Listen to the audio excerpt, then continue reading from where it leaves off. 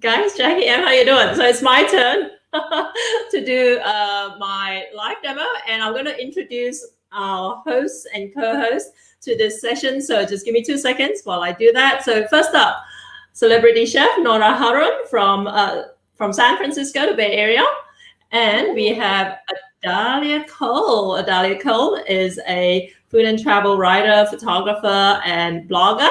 So yeah, guys, take it away. Hi.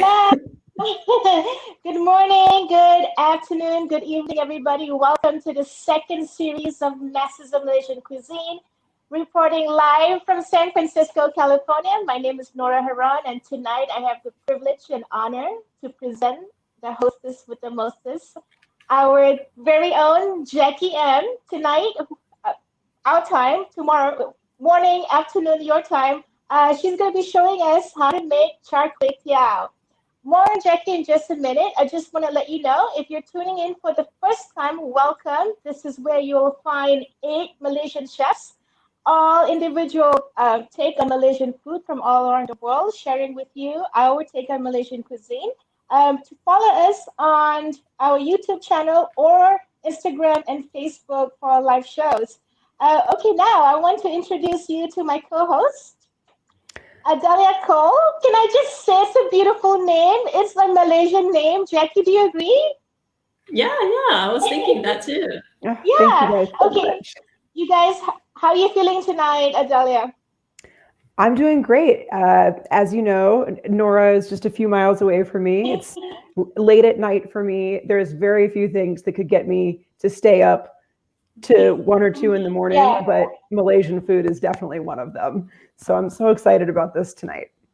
Awesome, great. Yeah, there's a few things that I will stay up for too. I think between Adahlia and I, we've had gallons of coffee tonight. I've also had some teh tarik just so I can be up for this. So excited! We're very honored to be co-hosting Jackie tonight.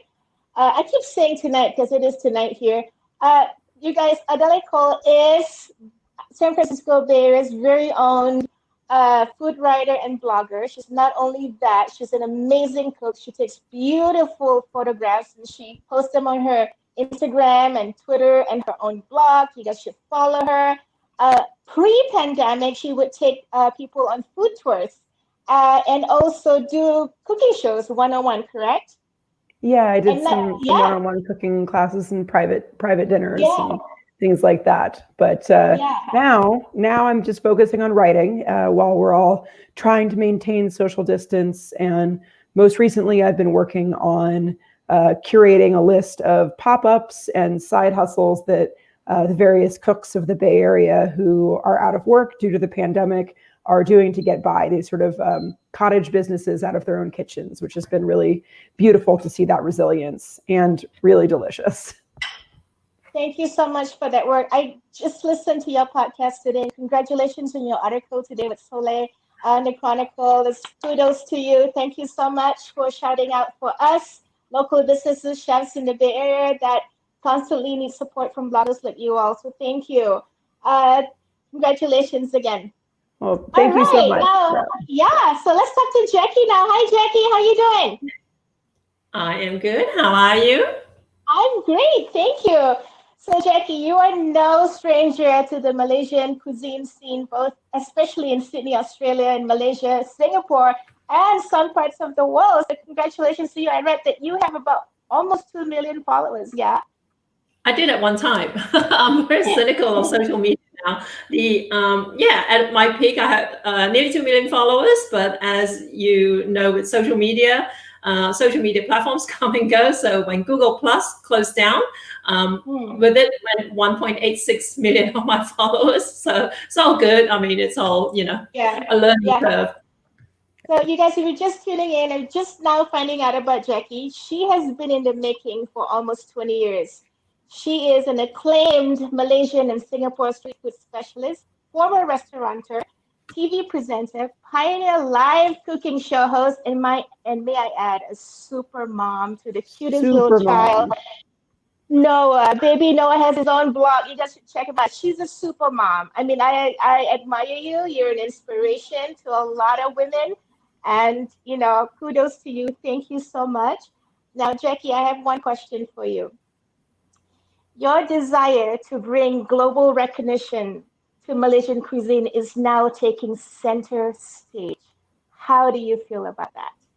Really amazing. I mean, it's so cool. I've struggled for decades here in Sydney, Australia, trying to get people to know Malaysian food, but it's a struggle. And it's really, I think, sorry, that's my Siri talking back. But yeah, I mean, for the first time ever, we've been able to rally together some of the top names in the Malaysian food space around the world. And it's fantastic. Don't you find it just like we just have so much fun, Nora, behind the scenes with all these people of like mind and, sharing the one mission to share Malaysian food. And it's just really, really encouraging to see what people like you, Nora, are doing over in California, and what Norman Moose is doing over in the Netherlands, and Zaleha's doing in the UK, and Renee doing in Dubai, and all that sort of stuff. So I was just completely blown away with all that's been going on through Masters of Malaysian Cuisine. So I'm really, really inspired by that. Thank you. All right. I want to also, thank you so much for that. I want to also thank you, Tourism Malaysia, for their generosity in partnering with us in this amazing journey, realizing our visions. All started with Jackie's initiation. So without further ado, I am going to let you have center stage and show us how to make Char Kway Teow. Go for it. Oh, thank you. All right, guys, thanks again for joining me. Char Kway Teow literally actually means, and I've got this smaller overhead camera here. I hope you can see this. And I'm just going to quickly chop up some chives as we talk. These are what we call garlic chives. So these are not your usual Western chives, right? But Char Kway Teow literally means fried rice noodles. Okay, Kway Teow is rice noodles, fresh rice noodles in Chinese, right? So we've got this, and just like mee goreng literally means fried noodles in Malay, Char Kway Teow means fried rice noodles in Chinese. And there are actually a couple of different versions of Char Kway Teow, and I have to come up. Pearlie was giving me a hard time. She was warning everyone, this is not Penang Char Kway Teow. You're right, it's not Penang Char Kway Teow. I come from Seremban, which is down south, okay? It's about 40 miles south of Kuala Lumpur. So the version of Char Kway Teow I grew up eating is actually quite different to the more famous version, the Penang Char Kway Teow, okay? Penang Char Kway Teow actually uses a thinner type of noodles, and my kind of Char Kway Teow, the way I grew up having it, was darker. It used a flat, wider cut noodle, and also a lot of the time you would actually cook it with a little bit of Hokkien noodles as well, yellow noodles. Okay, so that's the version I'm doing. Having said that, right, guys, I have actually been doing Char Kway Teow for like decades here in Sydney, Australia, and my own palate has actually evolved over the years. Okay, especially like having traveled to Penang multiple times over the last few years, I've just been able to kind of do a compare and contrast with Penang Char Kway Teow. I didn't immediately fall in love with Penang Char Kway Teow. I know it's sacrilege to all the Penang people out there, but over time, it's really grown on me. And what I've ended up with my own Char Kway Teow is kind of like, I guess in a way, it's kind of like I'm starting to split the difference a little bit. All right. So I've got actually a cookbook out. My restaurant, I closed 7 years ago to look after Noah, my child who's got Down syndrome. Now, 7 years ago, when I closed my restaurant, I put out my cookbook with basically like the 20 most popular recipes from my restaurant. You can still get a copy of my cookbook, but having said that, my recipe has changed since then, okay? So you've got that. Make sure you get the updated online version, but come and talk to me afterwards. All right, so my particular char kway teow, I still use the broad cut noodles. Sometimes I do use the thinner noodles, but here in Sydney, Australia, and that's what you're going to find with a lot of my cooking, is the fact that, you know, as someone who's a transplanted Malaysian, we really have to make do a lot of the time, okay? So everything that we use in our cooking we've actually put some thought into it, okay? And I got into this whole food thing like back in full-time in 2001, but part-time I was doing it even back in the 90s, okay? When I was still working in IT as an IT consultant, I was still doing food like in dinner parties, catering, and occasional festivals and pop-ups and that sort of stuff. But I went full-time in 2001, and back in those days, and certainly when I first came to Australia back in 1984, I guess, we couldn't get a lot of ingredients that you have the privilege of getting a hold of over in Malaysia, okay? So a lot of the stuff that we do, and I know we cop a lot of criticism. I know like any of us chefs, and like I said, it's really kind of like heartening to actually to connect with all these other Malaysian chefs who are doing the same thing in different parts of the world, to realize they face the same frustrations and they face the same kind of, I guess, blowback, especially from Malaysians who travel overseas and they say, how come they're doing it this way? Why isn't this in there? And that sort of stuff. There's a lot of thought that goes into it. Okay, so essentially what I'm trying to say is just kind of like tolerate a little bit our version of Char Kway Teow, at least my version anyway. So first of all, usually when I cook this for my business, I use an outdoor wok, okay, with a high pressure burner. I use a thin wok, and I tell people that's what you want to do. But obviously that's not actually feasible when you're cooking from home, okay? And in fact, I'm actually just using a hot plate over here, okay? And instead of a wok, I'm using a frying pan. There's a non-stick scan pan frying pan, okay? We want to heat it up, okay? We want to bring it up to temperature. And this is a seafood char kway teow. There's no pork in any of my food, and the Chinese are going to scream bloody murder because to some Chinese, they think, oh, if there's no Chinese sausage, if there's no pork lard in it, that's not authentic, okay? I don't actually eat pork, okay? I'm one of like maybe 6 Chinese people on the planet who actually do not like pork. So there's no pork in my char kway teow, but I'm using seafood. And the other ingredient we can't get a hold of here in Sydney, Australia, are good quality blood cockles, okay? What we call siham in Malaysia. So I don't use blood cockles, and I know you know some people say, oh no, you can get it at this place, but I've never found a decent quality blood cockle here in Australia, okay? So I don't use it in my cooking. So what we're going to use is some oysters, okay? So just these are actually frozen oysters that I just opened up, not too much because it can be a little bit overpowering, but I guess to some extent it lends that same like shellfish vibe to your char kway teow, okay? And I know Adahlia loves char kway teow, and I don't know what version she's had, but apparently she's had it from a Singaporean pop-up caterer over in her part of the world. So I would imagine that maybe her version is a little bit similar to mine, okay? Again, Kuala Lumpur southwards, the char kway teow is, has a particular vibe to it, and the Penang version is different, okay? So again, like I said though, I've kind of like split the difference a little bit, and my char kway teow is not quite as dark as what you would typically find in Kuala Lumpur or Singapore. Okay, so we've heated this up. We're just going to crank this up a little bit. I'm just a little bit conscious about triggering the fire alarm, but let's throw in some oil, okay?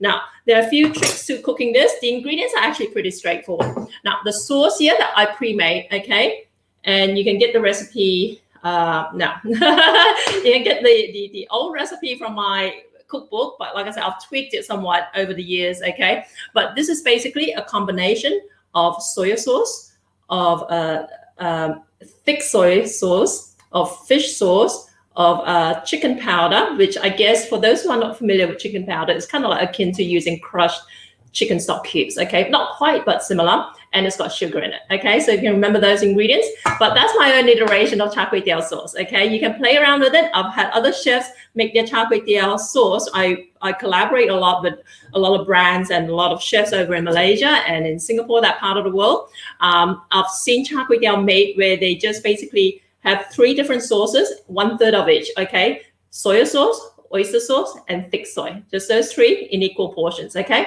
Try that, okay? If you don't have my recipe, if you do, play around with mine as well, okay? So mine's got a few more ingredients, but that's what I've got. So we've heated up the oil, and a lot of recipes will tell you. Can I just ask for what kind of oil are you using? Is it just vegetable oil or just vegetable oil? Yeah. Okay. Now in Malaysia, like I said, the Chinese might be compelled to use pork lard, right? Because I don't need pork. I just use vegetable oil. That's a great question, though. And the other thing I want to mention is, like, don't try and cook for a family of 6. Okay, you want to cook this in very, very small batches.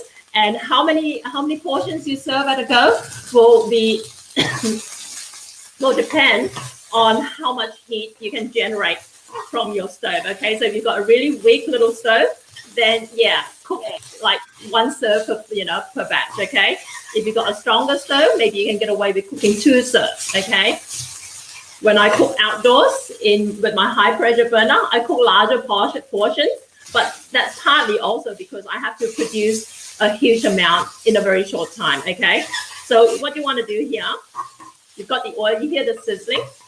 Okay, you want to actually get it sizzling. A lot of people struggle with these noodles. I'm just going to show you quickly, and again, like I said, you have to cut us some slack because here in Sydney, Australia, this is what we can get. Okay, and if you're in Melbourne, you might be able to get a different manufacturer of these fresh noodles. The quality might be a little bit different. Okay, now so we're sizzling this. You don't want to cook this for too long because you run the risk of turning this into mush. Okay, a lot of people struggle with their noodles turning into mush. And the other thing is, don't put too much oil in it in the one go. You just want to drizzle it in. Okay, so let's put in the garlic now.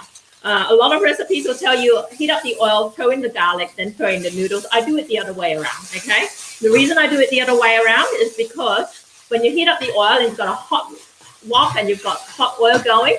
When you throw in the garlic, you almost invariably end up burning the garlic. Okay, so I prefer to actually help bring down the temperature a little bit by just scorching the noodles first. Okay, so we've got the noodles going, and just let me see if I can just change the layout. It's a little bit tricky because usually when you see the other chefs streaming, I'm the one who's actually doing all the backroom stuff. I just want to see if people can actually see my. Okay, here you go. Maybe that's a little bit better. Okay. So we've got the garlic going, and let's start to add in a little bit of the sauce. Okay. Again, this is a combination of all these different sauces that I bring up to temperature and cook it till all the ingredients are melted through. And then I bottle it. Okay, that's my Char Kway Teow sauce. Jackie? Yeah? Can you repeat again what the 3 combination of sauces are to make your magic CKT sauce? My one contains fish sauce, soya sauce, thick soy, which is sometimes labeled as cooking caramel. It's got chicken powder and it's got sugar. Okay, but like I said, I know other chefs who make very, very good Char Kway Teow, where all they put in are just oyster sauce, which does not even like feature in mine at all. So I'll put in some fresh prawns. All right, guys. So you're really just drizzling just a tiny bit of that sauce in over time, and then letting it saturate. That's the other trick to this as well. Yeah, that's a great point, Adahlia. I drizzle in the sauce, and that's the other mistake a lot of people do. Okay, so if you read my recipe and it says you need 2 tablespoons of sauce, don't pour in 2 tablespoons of sauce in the one go. Okay, you want to just drizzle.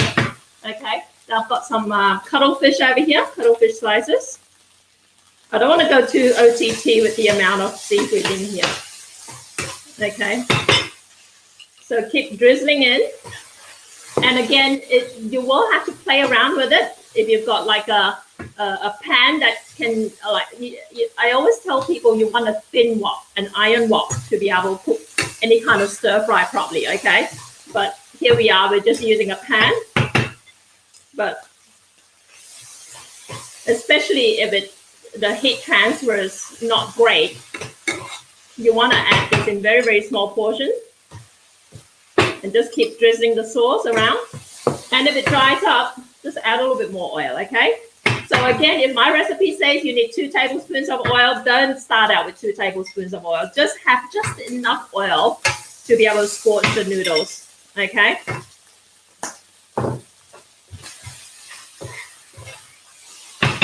Okay, and as far as the other ingredients, I've just got some bean sprouts over here. Okay, I hope you're familiar with bean sprouts. And it's quite interesting because Paul, our tech guy, was out shopping because he's actually going to be making char kway teow later on today based on what he sees me do here. I'm just throwing in the oysters, okay? And where in his part of the world, in South Africa, bean sprouts are something else, okay? So it's, but this is what you want with bean sprouts. I think most people should be familiar with it, okay? And I've got some eggs over here. And just, again, just keep drizzling the sauce. You notice my char kway teow, the sauce is not quite as dark as what you might find elsewhere, okay? So let me just turn down the heat. If you want some chili, okay, I've got some chili paste over here. I do not actually usually use this when I'm cooking for my business, because usually for my business, I will cook them in large quantities, okay? I always tell people, only cook 1 or 2 portions at a time, but when you've got people who are lining up for lunch, you can't afford to be cooking 1 or 2 portions. You have to cook like 10 portions at a time, okay? And invariably, of the 10 people who are ordering your char kway teow, there'll be some who don't want chili in it and some who do, okay? So I don't put any chili in it, and I serve my char kway teow separately with a chili sambal, okay? And then if you're Malaysian, you'll be like, nobody in Malaysia eats char kway teow with sambal, belacan. Well, I do because of that, okay? I've just tossed in the egg here, okay? And you don't want to, that's the other thing that I notice a lot of my students do, is that they start stirring, okay? They start scrambling the egg. Don't do that. Just let it kind of like gently cook through and just turn off the heat here and then toss in the bean sprouts, okay? And I just want the residual heat to cook up the bean sprouts and the chives, okay? So that's the first portion. And let's serve this up. And we're gonna do another portion that's just vegetarian, okay? Well, it's meat-free, okay? And if you wanna turn my char kway teow sauce vegetarian, leave out the fish sauce, and instead of chicken powder, use mushroom seasoning, okay? Or mushroom powder. So that's pretty easy. Okay, so that's first portion.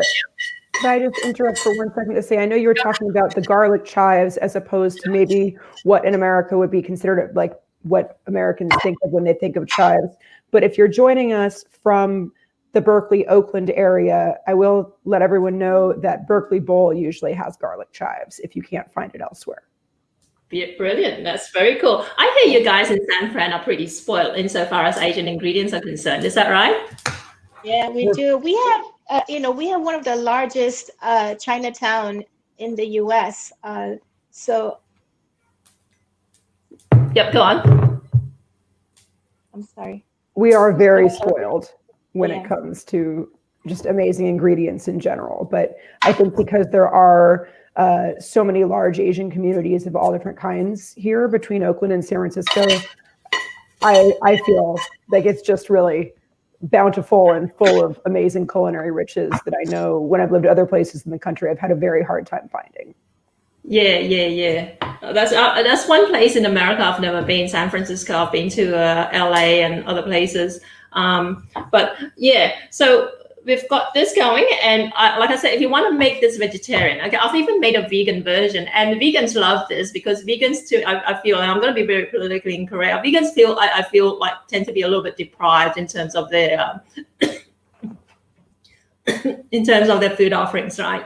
So I've done this vegan style, and what you want to do is you want to actually I'm just choking here now. Okay, what you want to do if you want to turn this vegan or vegetarian is essentially the sauce is the main thing, okay? So the sauce, you want to actually remove the fish sauce, obviously. So stick with just soy sauce, the thick soy. In lieu of chicken powder, use mushroom seasoning. Or, if you want, you can put a little bit of salt to it, okay? And then the sugar, okay? So you've got those 4 ingredients and you'll still produce a really, really decent char kway teow. Now, insofar as the thick soy, I know some people get confused with kicap manis, which is what we call sweet soy sauce. Okay, that's different. It's not kicap manis. It's thick cooking caramel. And I always tell people difference between the thick soy sauce and kicap manis is a thick soy sauce is black. Okay, it's really, really intensely black, and it's a lot less sweeter. than kicap manis, and it's also it's a lot thicker as well. Okay, so if you're really stuck, depending on which part of the world you're based in, then yeah, sure, go for it. Use kicap manis, then don't put any additional sugar to it, okay, because it will be sweet enough as it is. And also your CKT will look less dark, and maybe that's not a bad thing, because like I said, in Penang, the Penang version of Char Kway Teow looks very, very pale. Okay, whereas the version in my part of Malaysia is darker, and I kind of split the difference. It's kind of like, darker than the Penang version, not quite as dark as the version I grew up eating and loving. Okay, so that's that. Let's have another crack at this. So you guys, if you missed it, because I do this very, very quickly, if you missed it the first time around, we're going to do a vegetarian version, okay? But at least a meat-free one. Obviously, my sauce already has a fish sauce and chicken powder in it, okay? But hit me up if you've got any questions, and yes, and then we'll get started on this, okay? So again, heat up your pan, and patient. Wait till it comes up to temperature, and like I said, cook individual portions, okay? Don't try and cook like in a big paella pan for a whole family, because what you really want to achieve with like your CKT is, as with a lot of stir fries, you want to achieve that wok hei, which is the breath of the wok, okay? That charred feeling, that charred flavor, okay? So again, heating this up, a little bit of oil, not too much, okay? And again, patience, wait till it starts smoking, okay?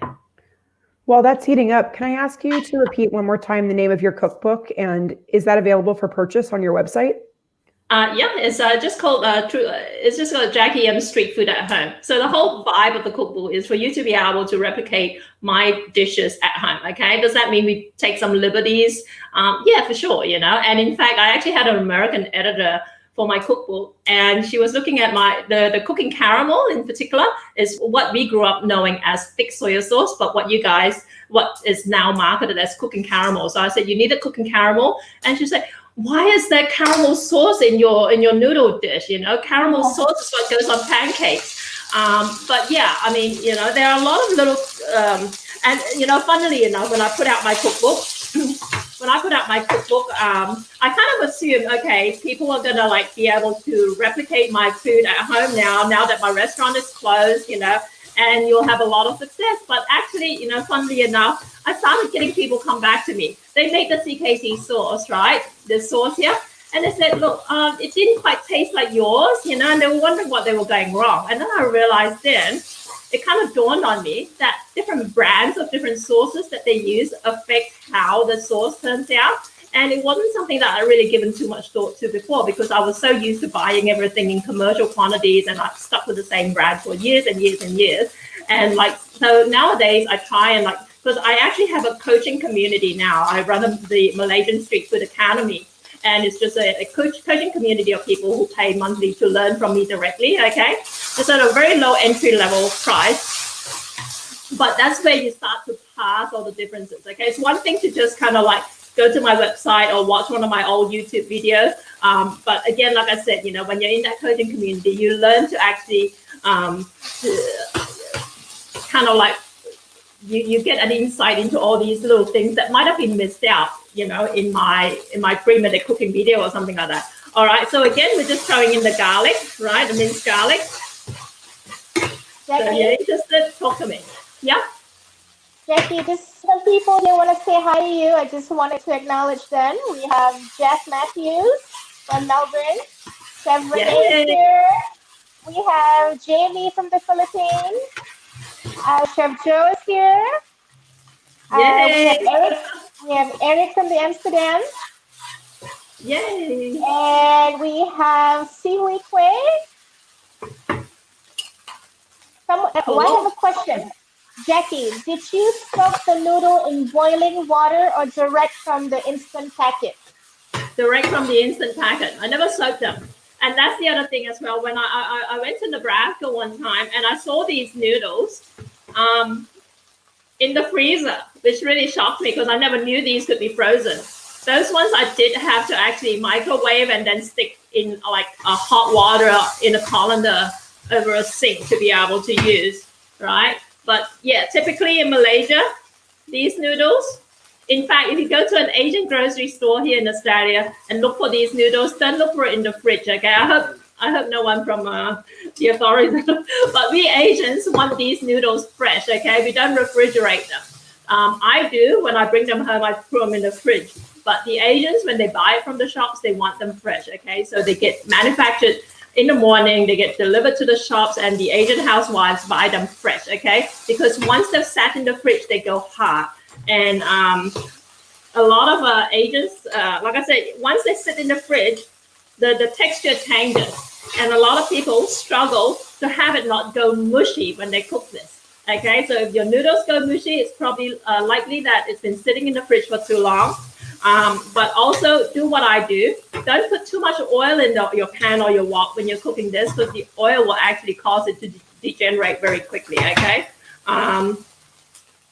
And also do what I do, add the sauce in little drips, okay? We have Jeff here who says that he can only get them in the dry packet version. How do you suggest he handles that? Okay, that's such a good question, because we're going to find out. Jeff joined my Jackie M's Malaysian Street Food Kitchen community tonight. There's a free community, and Paul is going to be attempting it using the dried version. I've never had to do that, okay? I'm actually very curious to know how they'll turn out. But yeah, Jeff, Jackie M's Malaysian Street Food community on Facebook, join us. I'm going to talk Paul through tonight. What I would imagine, I don't know, Nora, have you ever used dried rice noodles to cook a Char Kway Teow? Not for Char Kway Teow. I prefer the fresh ones because I feel that they soak the sauce a lot better. Sure. You know, you want that the whole instead of I just feel that I probably have done the dried version, and I think you boil them for a quick less than a minute, and then the fact that it has touched a lot of water, I feel like it's not going to soak the sauce. Yeah. Sure. But okay, guys, you see, like with the egg, again, like I said, I'm not scrambling it furiously, okay? I'm just folding it in, okay? That's what you want to do. And don't overcook the eggs, just kind of fold it in. Yeah, sorry, go on, Nora. Oh, I just wanted to add that Char Kway Teow is the family meal of my staff, you know, at the end of the shift. That's all they want to eat. It's like, you know, I haven't cooked all day long. You know, your senses are on an overdrive. They just want Char Kway Teow. And I think because it hits all your palate, you know, you have the funk, you have the sweet, you have the salt, you know, the fishiness from it. And then, you know, you squeeze some lime later. It hits all your palate. It dances in your mouth. It's that one dish that, you know, that it hits your craveability palate. And I love it so much. That's really cool. So is your version like similar to what you got in Singapore, where it's darker and uses the white cut noodles? Right. Just like yours. Yeah. Of course, no pork also on ours. You know, we use oil and we do use sambal in ours. We make ours a vegan base. So we don't use fish sauce. We do use mushroom powder, and then we just add the protein as we go. But all our bases are vegan. Yeah. Okay, sure. Yeah. So what was that? But at home, I'm all about the fish sauce. Yeah. So when you cook a vegan portion, what do you do in lieu of egg? Do you just leave it out altogether, or no egg? We do a scrambled tofu. Okay. So there you go, guys. That's an interesting tip. The like I said, I put some chicken powder into my sauce, but again, it's a little bit kind of like a preferential thing. The particular type of chicken powder I use does contain MSG, okay? And that's the other thing about my food as well. I didn't set out on this whole food. I actually had a very good job as an IT consultant. I didn't set out on this whole food thing just to actually, you know, produce food that's going to be like low carb or low gluten or you know, healthy or like MSG free and whatever. No, I just really wanted to recreate the flavors of the food that I grew up eating. Okay, so take it for what it is, and that's why I think it's a good idea for you actually to not just buy food from me. Okay, I very, very, very minimally produce food nowadays. but rather you learn how to cook from me. That way you can tweak it to your own preferences, okay? Whether you, it's quite funny because the whole idea of Char Kway Teow, a lot of people, because of all the different dietary leanings and stuff like that, they assume because I use rice noodles that it must be gluten-free, okay? Then I have to tell them, no, the soy sauce is not gluten-free. And then, but, you know, it's really, really hard to try and cater to everyone. I had people who wanted to go carb-free, and they asked me for a Char Kway Teow without the Kway Teow, which is like, you know, they said, oh, can you just add more seafood and just not put in the noodles? I say, no, then that's not a Char Kway Teow. But it just is a really, really like kind of like interesting journey insofar as the food thing is concerned as well. And it's quite funny. I was telling you guys earlier on, this is a story I've told multiple times. It's a little bit politically incorrect, but I mentioned earlier that there's the Penang Char Kway Teow and there's the Southern Char Kway Teow, and I come from the southern part of Malaysia.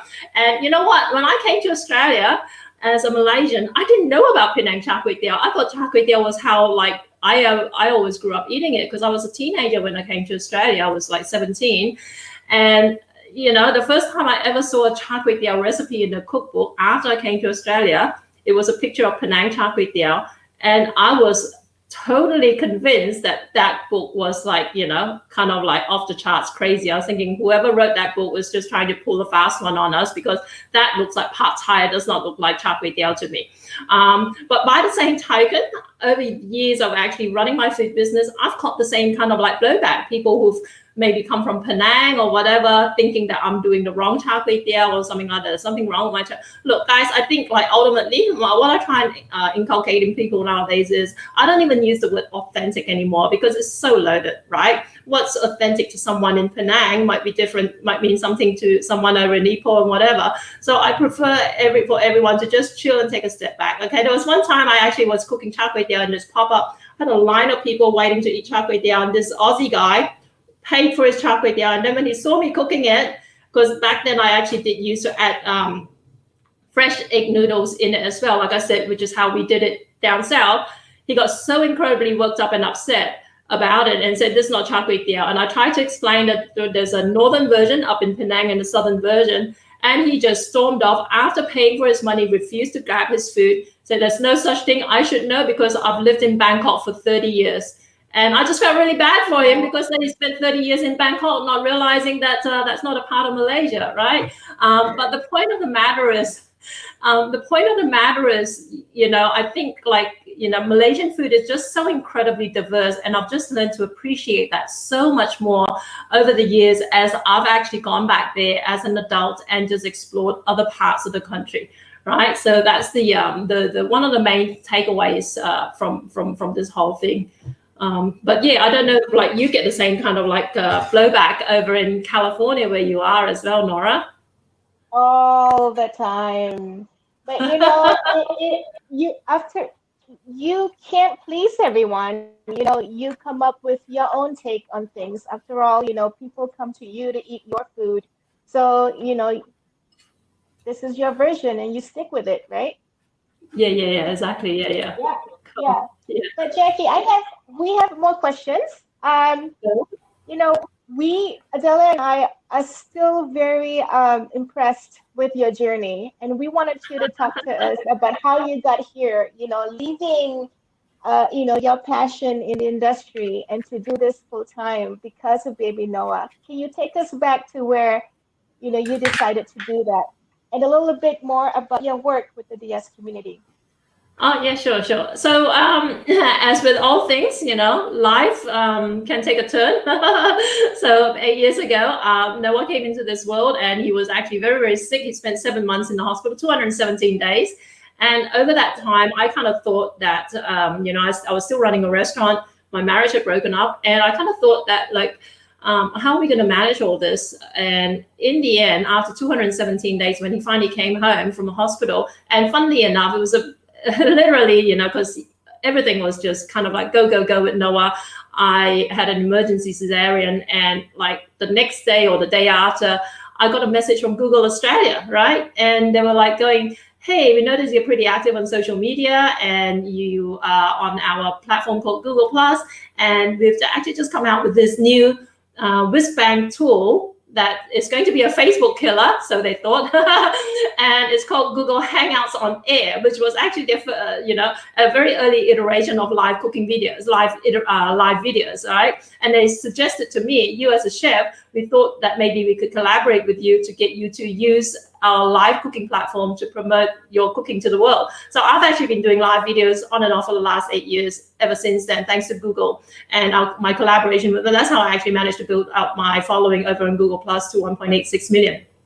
But because of Noah's situation, coupled with like my new direction with doing online stuff through Google Hangouts on Air, I made a call to close down my restaurant. And since then, I'm actually still, I actually for a few years thought that I could keep it going by doing pop-ups, right? Because restaurants are a killer. I don't know how Nora does it. She runs ridiculous, like she runs 3 Southeast Asian restaurants and more that aren't. But it just really was back-breaking work sort of thing. I figured, look, without the restaurant, like I could actually still continue to do my pop-ups, I'll have some flexibility with my time. And I'd actually, even before my restaurant, I'd actually been doing the whole pop-up thing at weekend markets and all that for years before that as well. I thought I'll just keep doing that. That'll be cool. And then what happened one day was that I got a notification because I thought, oh, look, with Noah surviving hospital and all that sort of stuff, and all the doctor's prognosis that he wasn't going to make it, that his life wasn't going to be worth it, and that I should actually, pull the plug on him, so to speak. I decided, look, I'll just bring Noah along and just be a subtle inspiration to other people who might be encountering the same thing, right? And then what happened was that this incident occurred where I was contacted by this market that I've been trading at for 14 years that decided essentially that apparently a member of the public had anonymously gone around collecting signatures from the community to demand that I not be allowed to bring Noah along with me to the market, right? For whatever reason, because they want to choose to stay anonymous. I never really got a clear idea about their reason. So cut a long story short, I basically advocated for Noah. I was an accidental advocate, actually, because of all the whole hoo-ha about Noah being disabled and not being allowed to go to the market. I actually thought, look, okay, fine, let's just focus on the whole online thing instead, and I'll just withdraw from the market. But it created a whole firestorm here in Sydney. TV cameras showed up and all that sort of stuff. And ultimately, what really kind of like made an impact was this person on my Facebook page commented, and she was from someone from the disability community, right? She said, look, Jackie, we in the, who are disabled, we've been fighting this kind of discrimination for years and years, okay? And we can't speak up and we just deal with it. But you have a voice, you have a platform. You should stay and fight, okay? So ever since then, I've kind of like called myself an accidental activist, okay? So I advocate for people in that sort of situation. I'm a founder of a group called Carers in Crisis in NDIS, people, essentially who are looking after people in their own family who are disabled and who struggle. So that's kind of like the sort of stuff I do. There you go. It's so inspirational, Jackie. I really, sorry. Sorry, go ahead. That's just so inspirational. And I think that watching your videos and seeing all the things you're cooking and introducing the world to this Malaysian food, and the way that you pivoted from opening or having your restaurant to having to close down to take care of Noah and kind of pivoting to pop-ups, I think is that sort of flexibility, I think, is something that people can really deeply relate to right now, where everyone's sort of in this free fall with the global health situation. I just think that's so incredibly inspirational, and just really appreciate having that model to look at in you. Thanks. But I think like it's the same with like people like you as well, Adahlia, like being able to pivot and, just kind of tweak how you do things, and still stay relevant and still have your finger on the pulse with the whole food thing as well. And I think like I've had the luxury of having to pivot. It was kind of like forced on me years ago, and I've had to do it a number of times over the years. And right now our focus is the Masters of Malaysian Cuisine, which is fantastic. I think like, if I was still running a restaurant, I wouldn't be able to do these live streams and all that sort of stuff. So I'm actually kind of grateful for how things have panned out. Yeah. That's amazing. Well, thank you so much. You have been very generous with giving us your knowledge of Char Kway Teow. Is there anything else you'd like to tell us before we part ways? like to tell everyone to make sure you catch our live videos. And look, guys, I've been doing live videos, like I said, for 8 years now, since Noah was born. I always remember how long, because that's how old Noah is. And as with technology, as with live streaming, things go wrong. Okay, everything that can go wrong in a live stream has gone wrong. If you watch our last series of live videos, okay, even as a veteran live streamer, I actually had technical problems right throughout that stream. So if you watched me cook the chili prawns and you thought I was a little bit off and I was talking a little bit weird, that's because I could hear myself the whole time in my ear and was extremely distracting. Okay, so we love your company, we love the feedback, we love the interaction, but cut us a just kind of like go with the flow. If audio problems fall out, like what happened with Nora the other day, we just have a fantastic laugh about it. This will all go down in our book one day. And the other thing, speaking of book, guys, cookbook. Okay, and I know I talk a lot and I talk really fast, and a lot of people miss what I say. If you want the recipes, you need to sign up at our website, malaysianchefs.com/join today. Right off the bat, you'll get an email that will give you access to a collection of 8 recipes that are not from these broadcasts. Okay, the 8 recipes we prepared even before we launched this project for you guys, so that you can actually access them and enjoy our cooking right away. And then in the membership portal, where you get your login and password to access, there's an e-magazine that we prepared after our first set of live videos from 4 weeks ago. And the e-magazine has all the recipes from those 4 weeks. Okay, so that's again separate to the original download. What we did today, what Nora did the other day, that's not going to be available for another week or so. Okay, so that's coming up. So patience, please, guys. And for those of you who are having problems, because I cop all the technical stuff, because I'm the tech person behind the scene. Those of you who are having problem with the login, if your password does not work, please copy and paste the password and not try and type it, okay? Because it's a system-generated password. It's got all these weird characters. Capital I may look like a small L to you, vice versa, whatever. And every single person I've suggested to copy and paste your password has found that it works, okay? If it doesn't work, then come and hit me, all right? But yeah, so those are all the technical stuff to get out of the way, okay? So don't comment on Facebook again that they can't log in, all right? Thank you. For our new viewers, Jackie, where can they find you on social media? On social, look, my website is jackiem.com.au, JACKIEM.com.au, and it'll have links to all my social media, okay? But otherwise, yeah, look up, I'm all over the place, but probably my website's the easiest. Adahlia, thank you so much for joining us tonight. I enjoyed having you. I will see you soon. Any parting words for us? I just thank you so much for teaching me how to cook Char Kway Teow, and I'm so excited to try it home. And Nora, I'm so excited about these pies next week. Anyway. Yeah, and Adahlia, we'll see you in Malaysia. Yeah.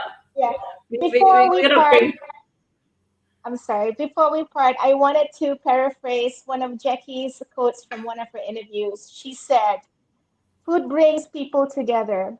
And Malaysian food is a perfect example of different racial and cultural backgrounds coming together." Guys, having said that, and with the current climate that we are in now, I hope you have enjoyed our program tonight, as well as the other nights and the ones coming. It is only our hope that more of you will learn about this beautiful cuisine and take from you knowledge, passion, drive, creativity, integrity, and most of all, love for one another as we have for you. Have a great rest of the evening and take care. Thank you. Good night, everyone. Good night. Good night, everyone. Thank you, guys. Okay, I'm going to bump Adahlia and Nora out, and let's do another video. How about that? Okay, let me see if I can find the right one. I had some problems yesterday again, as usual. Just bear with me for 2 seconds, and let's see if this works again. Share screen, application window. Okay, share.